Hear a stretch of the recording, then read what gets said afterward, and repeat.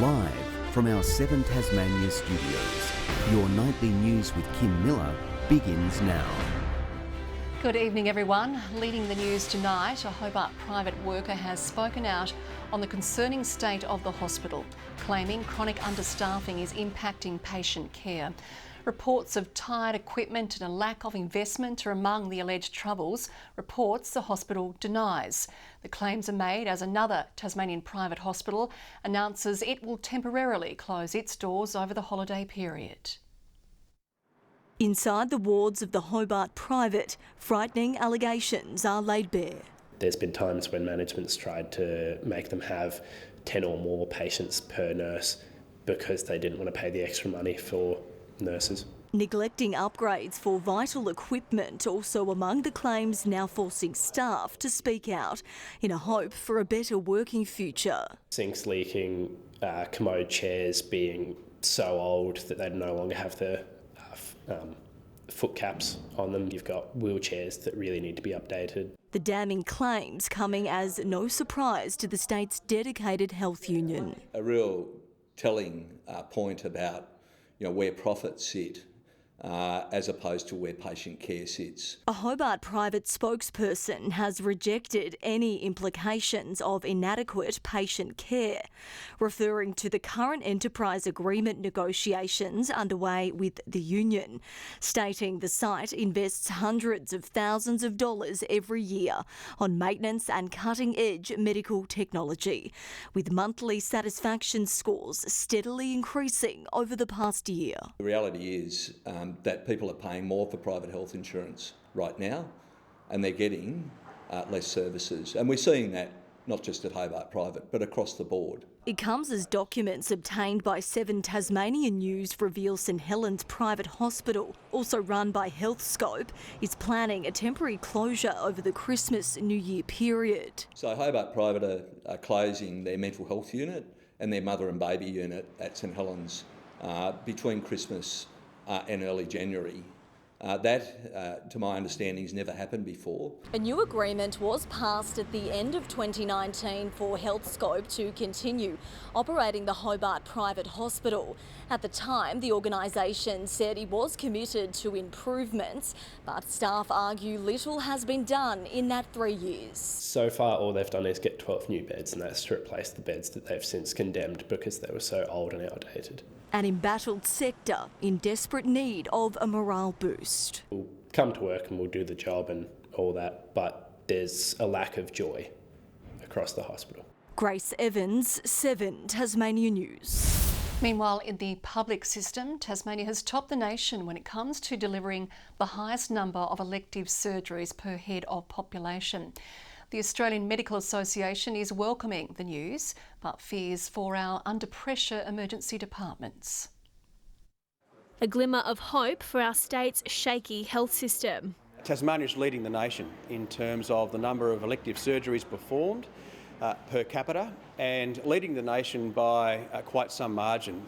Tasmania is bucking national trends, delivering the highest number of elective surgeries in the past year, according to the Australian Institute of Health and Welfare report. The government says figures peaked in January last year, with more than 12,000 people waiting for elective care. That waiting list now is down to around 8,600. We're performing more and more elective surgeries per year, which is terribly exciting. We've seen other states of Australia go backwards. This is certainly excellent news from our point of view. However, we want to see a sustained push to reduce these elective surgery waiting times. While it's a step in the right direction, our ailing health system still has a long way to go. To come out and spruik the positives of the health system when so many Tasmanians are under pressure and concerned about their ability to access, I think really what the focus of the government needs to be is getting back to the basics. Unfortunately, sadly, our ED departments are really under pressure. In 35 years of medicine, I've never seen it this bad. We're seeing atrocious waiting times. Over 4 hours for at least half our patients in most of our hospitals. With Tasmania falling behind the rest of the country when it comes to timely access to healthcare. We need to see some meaningful change, some meaningful funding contributions. With more meaningful work to be done. McKenna Bailey, 7 Tasmania News. The first anniversary of the Hillcrest School tragedy is set to be commemorated at a ceremony in Devonport next Thursday. Families, friends and the local community are encouraged to attend the service at Market Square from 5:30. 6 children were killed and 3 more seriously injured during an end-of-school celebration. Those attending will be able to leave flowers and messages of support. A former head of science and engineering has put forward an idea for greater transparency during day 2 of a Legislative Council hearing into the University of Tasmania Provisions Act. Professor Brian Yates suggested the possibility of making updates or a summary more widely available from the organisation's council meetings. He also highlighted the importance of corporate influence in decisions, but welcomed a chance to achieve a more balanced approach. It's important that council members understand when a decision is made, how that actually affects someone who's doing the teaching or doing the research, as you said, caring for the university in that sense. The hearing wraps tomorrow. Dairy farmers are calling for more government support with skyrocketing power prices and cost of living pressures taking a toll. The sector urging the government to reinstate the on-farm energy audit and capital grants program to benefit local businesses. I don't know a lot of the power usages and where there might be some ageing infrastructure that's not efficient. So the audit gives that opportunity to identify some of those weak spots. Wherever a business can take control of their own understanding of their costs, be informed to make good decisions and then actually respond by taking action, when they can be supported in that process, it's great for businesses right across the state, and that's good for our productivity. Power prices have increased by 12% this year.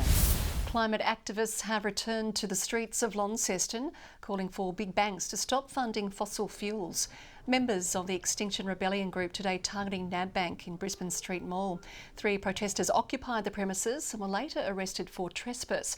Dr Scott Bell, Reverend Jeff McKinnon and Graham Bailey are all banned from visiting any bank or financial institution in the state and will face court next month. More than 3 million invaluable Tasmanian artefacts have travelled across the River Derwent to a new storage facility in Gilston Bay. The government is taking extra precaution to protect the state's history as other nations risk having their own memorabilia wiped. Once a school, now a state-of-the-art archive preserving Tasmania's rich history for years to come. 1, 2, 3.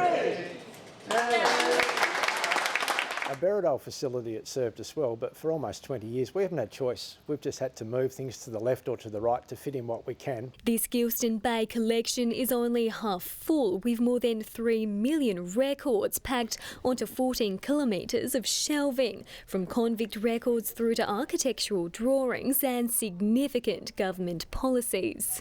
One of the stars of the show is the State Audio Visual Collection, which lives behind us in a special cold storage facility. The state government pumping $8 million into the future-proof facility. This is the stuff on paper and on film that we can keep and hold and keep coming back to better understand who we are, what's happened in the past, what the truth is. It's a momentous occasion as mainland archivists struggle to find enough space for their own artefacts, while foreign countries risk losing it all. Ukrainian archivists are trying to gather their materials and secure them and keep them safe in this war that we're seeing. History buffs can contact the facility online or visit the State Library in person if there's a record they're hoping to hunt down. A lot of people really appreciate being able to see and handle something, particularly if it's got a personal connection, because there's a sense of ownership and belonging when you see your own name, your own family, your own ancestors, your own history. Brianna Boylan, 7 Tasmania News. Tasmania's business leaders have gathered in Hobart to learn the secrets of success from the Jack Jumpers. NBL owner Larry Kesselman was on hand at the event, sharing his winning formula with the crowd. Jumping into the big issues facing Tasmanian business. One of the state's most popular success stories opening its locker room door to the corporate world. The culture that has been set by Scott has been incredible, and it's resonated both on and off the court, and it's resulted in something like today that we feel like this isn't something that we should keep to ourselves. For NBL and Jack Jumpers owner Larry Kesselman, leadership is key. I think learning from each other as to how do we become better leaders and How does Tasmania keep progressing the amazing success it's had on the business world, not just in Australia but overseas? The mega magnate is impressed at Tasmania's dedication to its basketball team. The love that they feel, the support that the club receives, it's just incredible. I actually haven't experienced anything like that. Hoping that magic touch will rub off, attendees shot questions at players, getting their take on what makes the team tick. I think really at the end of the day, for the business leaders, they might be able to take a few things away from what we do and how we manage our culture and what our philosophy is. Scott Roth coaching his audience to focus on the why of what they do. Something that we constantly remind our guys about. We started this a few months ago with them sharing their whys to the group in a setting up in Alverston during pre-season. Leading the way to a winning future. Annie Green, 7 Tasmanian News. Tashes are in tatters after a group of hairy-lipped fundraisers had their moment to savour. Dubbed the Hobart Mo Bros, the generous moustache growers hit the clippers today after raising the most money of any team in Australia during Movember. Say hello to a tash splash. Forget stiff upper lips, these ones are just plain hairy. Some of us have grown great mows, some of us have grown lame mows. Whatever you mow, the Hobart Mo Bros hope it'll be mo money, no problems in their quest to quash the most troublesome parts of men's health. Almost 20 years ago now I lost my dad to suicide, and my friends got around me then to support me and my family. But since then, we've learned that everyone has their own story about men's health. Together, the teams raised $120,000, with Tas Networks workers kicking in an extra 15 for Pikey's handlebars. It's time to come off. Hitting Motown for a date with the razor. It's probably my second mow I've ever grown in my life, only for Movember. Be assured, the mows are genuine. Applied a little bit of wax occasionally, but other than that, it's an organic mow. And the cause is genuine as well. Slapping together a fun mission for good reason. It feels remarkably fresh. We're not focused on funds, we're focused on changing men's health. And changing their looks in one fell swoop. Tom Johnson, 7 Tasmanian News. Well, musical superstar Marsha Hines is in Hobart this week as part of a national tour for her latest show, Velvet Rewired. The sequel performance is a theatrical fusion of disco, circus skills and upbeat music, guaranteed to dazzle crowds. Some of it's interactive and some of it you just have to sit there and gawk because there's some amazing physical acts in the show. It's about fun and acceptance and just having a good time. So, you know, if the audience feels like getting up and having a bit of a boogie, it's up to you. Tickets are on sale now for the performance at the Theatre Royal in March next year. The new head coach of Tasmania's women's cricket program says she'll mix her old school background with a modern touch as she takes the reins of the playing group. Fronting local media for the first time today, Jude Coleman spoke about how she gave up a teaching career 6 years ago in pursuit of coaching. It's about communication and making sure that you're able to provide the feedback needed to drive people forward. Big difference is I'm working with people who really want to be there, and that's not always the case in teaching. Help isn't far away. Coleman's predecessor, Sally Ann Beams, is still working in the same office, just as high performance manager, and she's happy to offer some guidance. Take the time learning to get to understand the players, because once you get those relationships, you've got to really begin to really take the program forward. Coleman comes into the role after her first international stint as assistant coach for our gold medal winning Commonwealth Games team. Our leading trainer has put in his tip for the upcoming Hobart 1000. Multi-time Hobart 1000 winning trainer Michael Stringer has 5 Greyhounds in tomorrow night's heats, but he's backing one to go all the way. I'm sticking to Big Opal Rocks. He's a very fast dog.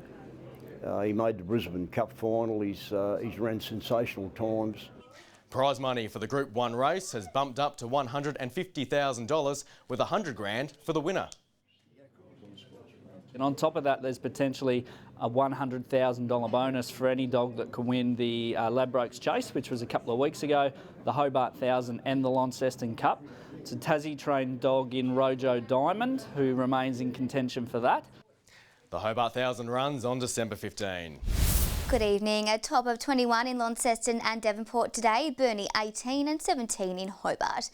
St Helens 20, Friendly Beaches and Grove both reached 19, 17 on King and Maria Islands, and a top of 16 for Strawn and Lyawini. Mostly cloudy across the west of the state today, with thunderstorms creating cloudy conditions over the Midlands, and a frontal cloud band can be seen to the west of the state. Further out, more cloud lies to the west, with cold and speckled cloud south of the Bight, and a broad area of thunderstorms is also active over New South Wales and southern Queensland. Tomorrow, our cold front will move to the east of Tasmania with a high building over the Bight, and a southerly stream will develop around the state. South to southwesterly winds of 20 to 30 knots, reaching up to 35 about the north, east and southwest. A severe weather alert for damaging winds has been issued for the northwest, central north, central plateau and midland districts. There's a gale wind warning from the central north coast to the southwest coast, and a strong wind warning for all remaining waters. And a sheep graziers alert has also been issued for the northwest and the southeast. Showers in Hobart and Cygnet tomorrow, and 15, and a shower or two clearing for New Norfolk. Partly cloudy and 17 in Launceston and Devonport, and a possible early shower for Campbelltown. Burnie 14 showers easing in Strawn and windy, and 15 at Smithton. An early shower or two for St Helens and Fingal, and 14 in Swansea. And tomorrow's UV sits at a very high 9. Light showers across the south and central districts on Friday, fine elsewhere. Saturday mostly fine until showers develop about the far west in the evening, and showers extending statewide on Sunday morning. 37 in Brisbane tomorrow, Sydney partly cloudy, 16 in Melbourne, Perth 27 and sunny in Broome. And right now in Hobart it's 14, partly cloudy, and 17 in Launceston, and Devonport 15, and Kim, it doesn't feel like summer just yet.